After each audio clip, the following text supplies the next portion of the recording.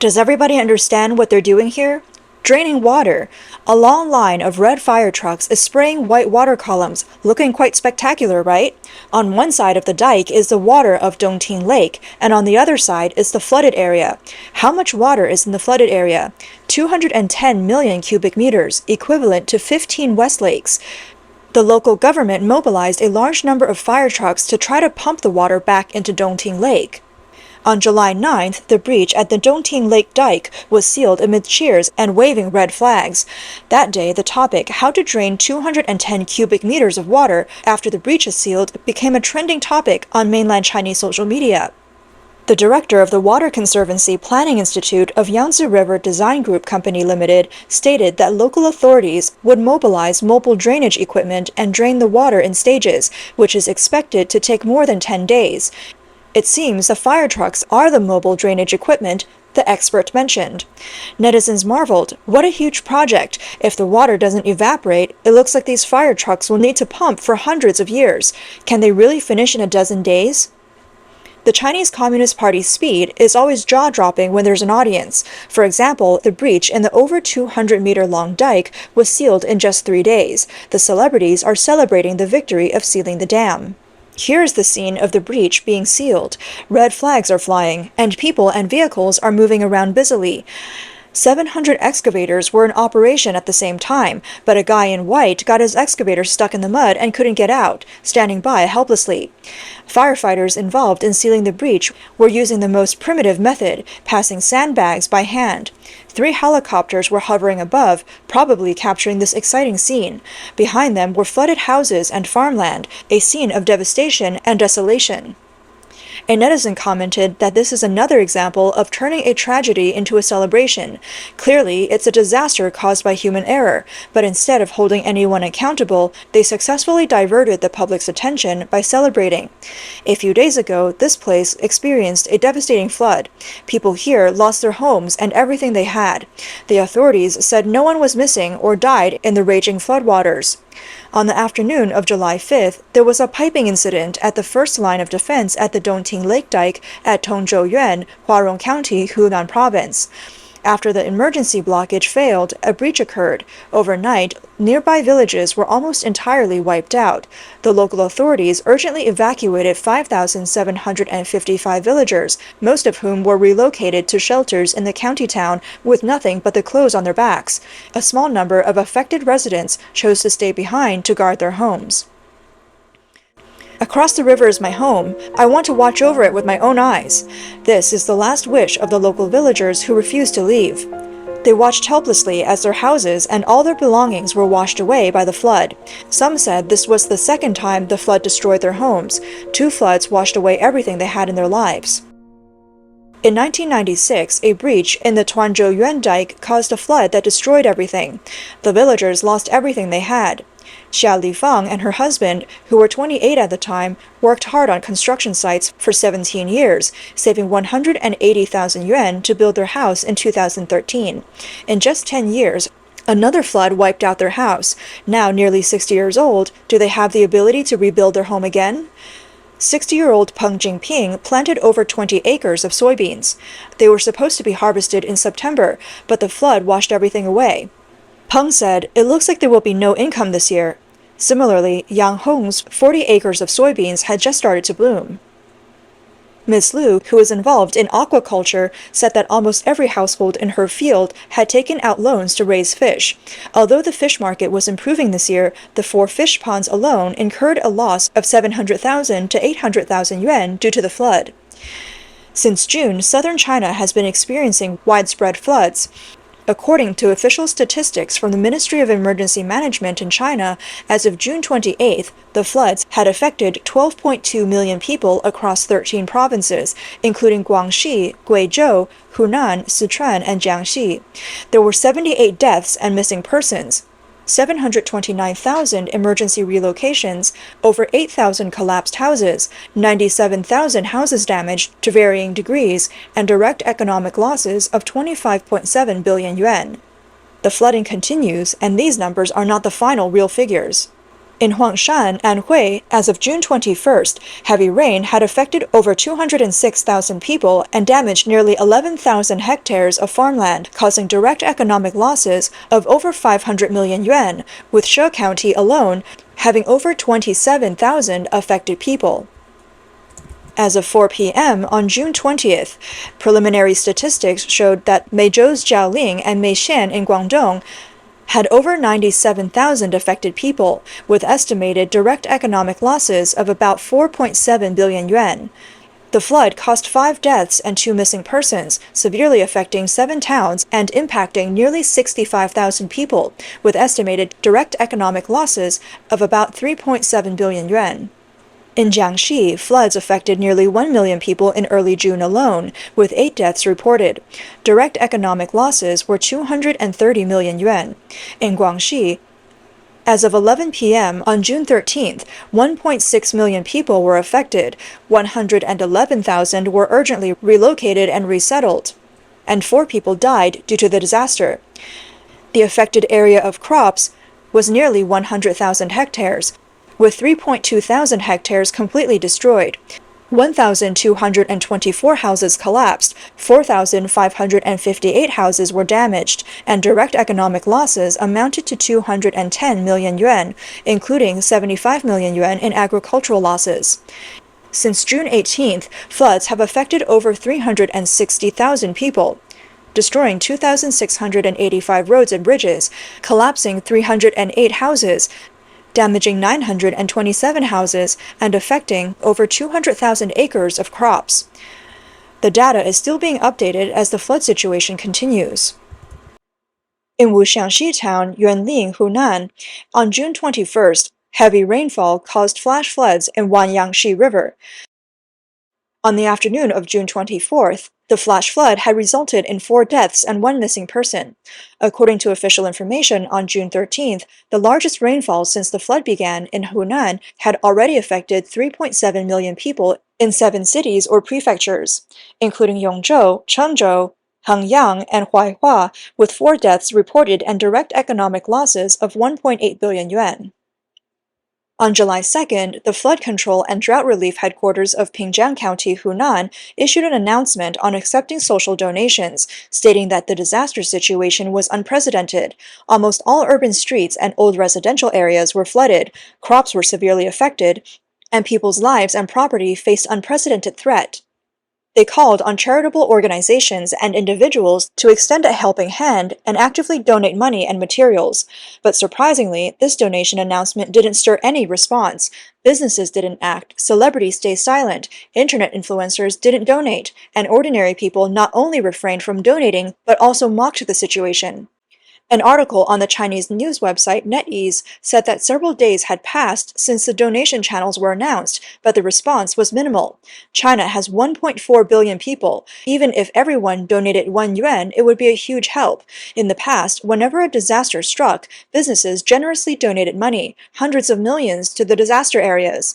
Celebrities also took the lead, donating large sums. However, this time, not only did corporate donations decrease, but celebrities also remained silent and did not donate. Last year's flooding in the Beijing-Tianjin-Hebei region received a total of 1 billion yuan in donations, but this time, the serious flooding in southern China saw a reduction in corporate donations, and neither did people donate. A public welfare foundation in Beijing received 7 million yuan in donations during last year's flooding, but only managed to raise 300,000 yuan this year. According to data released by one foundation, the year Henan experienced flooding, it received donations exceeding 100 million yuan. Last year's flooding in the Beijing-Tianjin-Hebei area brought in over 30 million yuan, but this year's severe flooding in southern China has only garnered a few million yuan. The article states that based on netizens' comments, there are several main reasons for the lack of donations. Some netizens are currently unemployed and don't have extra money to donate, so they are unable to contribute at the moment. Others are burdened by monthly mortgage and car payments, leaving them with no extra money and significant personal financial pressure. Many are also concerned that their donations might not reach the victims due to a lack of transparency. Even if they donate, they're unsure where the money will end up. However, netizens have said that the issue is not just about donating or not, but about people waking up to reality. Here are some of the comments under the related topic on NetEase. No donations. Do you need a management fee? I have love to give, but no donations. People don't have much surplus either. Only accept direct one-on-one donations. No middlemen taking a cut. Publish the people's accounts and we'll transfer the money directly. Not only are netizens refraining from donating, but they're also boycotting companies that do donate. A company named Bawang Jiaqi in Jiaxing, Zhejiang, donated 5 million yuan to Huarong, Hunan. Netizens commented as follows. Disaster relief is the country's responsibility. The country has plenty of money. Look at the lavish government buildings and the massive debts they rack up. Donating money to them is a waste. It's all squandered. Out of the 5 million yuan, 4 million will end up in corrupt officials' pockets. It's better to give the money as a bonus to employees. They're using the money we worked hard for to make donations. I will never buy from Bawang Jiaqi again. Let's all boycott them. A netizen from Hunan advised, don't donate. After we rebuild, visit us and stay at our farmhouses. That's the best help you can give us. When asked why people are unwilling to donate, a young man in a street interview said, Why are people unwilling to donate? Because my electric bike got confiscated on my way to donate. Guo Meimei doesn't have money for Hermes anymore, and the plane delivering the roast lamb has no fuel. Since January 2023, China introduced new regulations requiring electric bikes to meet new standards. Any electric bike not meeting the new standards is not allowed on the road, even new ones. Strangely, manufacturers can produce them, and stores can sell them, but buyers can't use them and will have to replace them with new standard bikes. This left people with unusable bikes. Guo Meimei is the reason for the sour reputation of the Chinese Red Cross. In June 2011, Guo flaunted her wealth on Sina Weibo, showcasing a Maserati worth 47 million yuan and Hermes bags. Her Weibo account was verified as the commercial general manager of the Chinese Red Cross. In April 2024, in Xianju County, Zhejiang, a social media blogger posted a short video showing a helicopter with the Red Cross logo landing on a grassy field to deliver a roast lamb for dining people nearby. The video sparked a heated online discussion. Later, the Red Cross responded, saying the helicopter was privately owned by the blogger and a volunteer with the rescue team. He had put the Red Cross logo on his helicopter during a drill and forgot to remove it. The fuel was also purchased privately by him. However, the public didn't believe the Chinese Red Cross's explanation. Over the years, the Chinese Red Cross's reputation has been severely damaged, contributing to the reluctance of Chinese people to donate anymore. The term crisis of trust aptly describes the situation faced by the Beijing Red Cross Society after the northern floods in August 2023. The association aimed to raise 6 million yuan, but after 4 days, only 1.2 million yuan had been collected.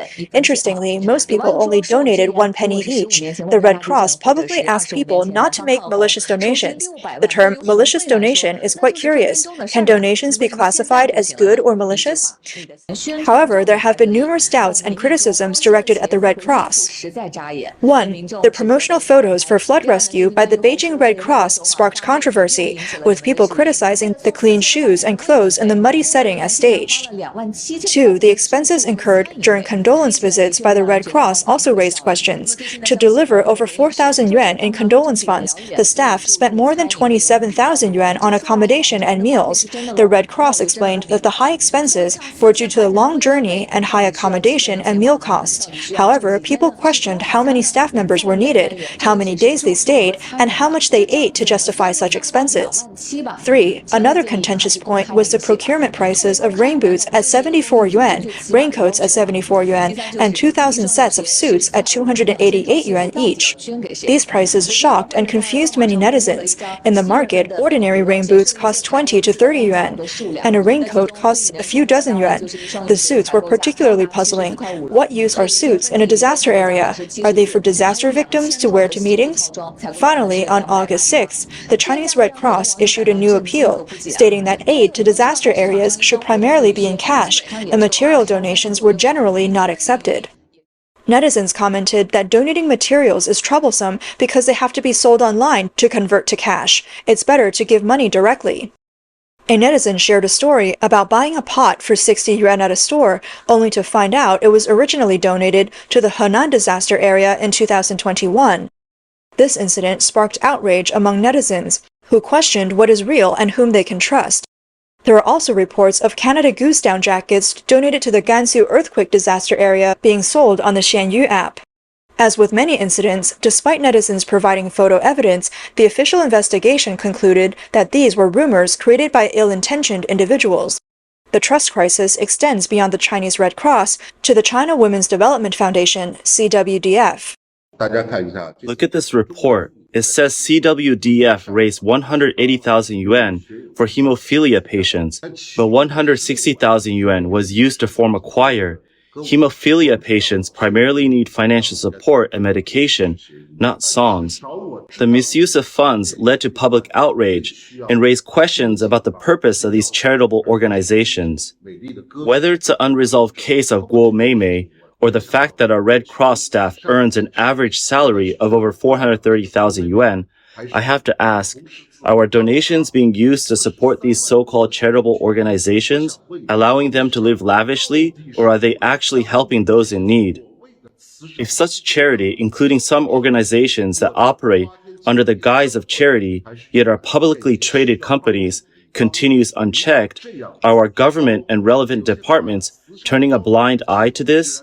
Are they really willing to let this chill the hearts of all the kind people in our society? How long can such charity practices last? How many more people will continue to donate to you? The financial breakdown shared online shows that CWDF spent 19,000 yuan as follows. 2,400 yuan for each of the 8 hemophilia patients. The remaining 160,000 yuan was spent on the choir, including public service ad production, 24,000 yuan, teacher fees, 95,650 yuan, recording and song correction, 25,300 yuan, costume costs, 1,230 yuan, activity expenses, 14,238 yuan, total choir expenses, 159,618 yuan.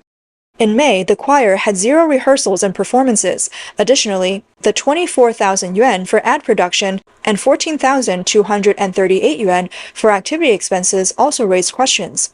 The specific uses and necessity for these expenses for a charitable choir are perplexing. Facing public doubts, the foundation's head explained that the choir was self-organized by the Hemophilia Home Public Welfare Organization and stated that the foundation and the project execution team allocate 30,000 yuan annually. The controversial 160,000 yuan expense was accumulated from 2019 to 2024. Netizens questioned why these expenses were concentrated in the May bill, asking, "Are you stupid, pretending to be stupid, or just evil?"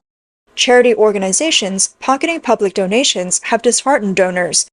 Meanwhile, the CCP spends lavishly abroad while ignoring domestic hardships, always asking the public for donations during disasters, naturally causing public discontent. A blogger commented, "Why do people refuse to donate? Shouldn't the government reflect on this?" Hunan's Pingjiang County faced its worst flood disaster ever. 1/3 of the old city and half the new city were submerged. Large areas of farmland were destroyed, and residents' lives were severely affected. Subsequently, Pingjiang County issued a nationwide appeal for donations, hoping for help from all sectors of society. Netizens left comments such as, "Don't believe or spread rumors, increase fraud awareness. If you must donate, a donation certificate is required, and malicious donations should be severely punished." Others said, "Whenever I hear about the Red Cross, I can't help but think of Guo Meimei. How can I donate?" Some pointed out, when 200,000 people were mobilized overnight to check electric bikes, where were they during flood rescue and disaster relief? Where were the urban management officers, agricultural officials, and government leaders? They should step up. One particularly poignant comment read, "Every year, major universities across the country give 100,000 to 200,000 yuan in subsidies to African students. They should be the ones to donate since they contribute nothing to China but get everything for free. Why should ordinary people donate? Catch a few corrupt officials, you'll get billions. Why ask the public to donate?" Another added, "Why have people become so indifferent? The public needs to reflect. What wrong have the people done? Why should they reflect? What really needs reflection is the root cause of the public's emotions. What has driven the traditionally charitable Chinese people to this point?" Reflecting on a few years ago, when numerous foreign companies donated billions to China during the pandemic, one can't help but feel disheartened. Now, foreign companies are being driven away, private enterprises are being crushed, celebrities are facing salary caps, and the people's pockets are being emptied. Who would still want to be taken advantage of? Moreover, who is really to blame for this disaster? According to social media reports, a major reason for the severe losses from the southern floods was unannounced reservoir discharges. For instance, 4 reservoirs in Guilin, 2 in Meizhou, the Huangshan Reservoir, and 4 in Hubei all discharged water without warning. This is what caused the disaster and destroyed people's homes, yet the people are left to bear the consequences. Netizens worldwide might be baffled, wondering what kind of country this is.